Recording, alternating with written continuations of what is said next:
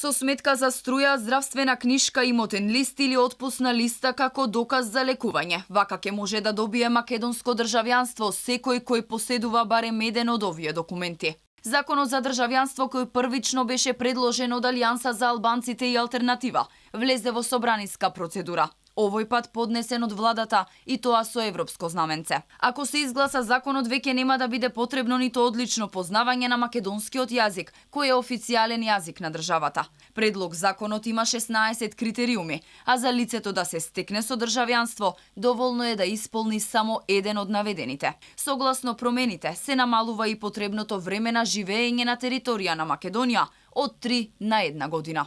Беше изнајдено решение за опфат на определени лица кои што се останати без државјанство од неоправдани причини низ годините. Тој законот ги дорегулира овие прашања и ќе овозможи во една забрзана постапка и без одлагање да се решат и овие мал број на граѓани кои што се останати и да ги овозможат своите права. Контроверзниот закон предизвика лавина реакции. Дел од аналитичарите коментираа дека владата ги крши законите и го употребува европското знаменце за закони кои воопшто не одговараат на европското законодавство. Пратеници од опозицијската ВМРО-ДПМН предупредуваат дека законот има збир небулози и доколку се стремиме кон отворање на вратите на Европската Унија, треба да видиме како функционираат другите европски земји, каде едно лице кое сака да добие државјанство мора да живее минимум 8 години во државата и да го познава официјалниот јазик. И Македонското здружение на млади правници реагира дека текстот на законот е подготвен во нетранспарентна процедура,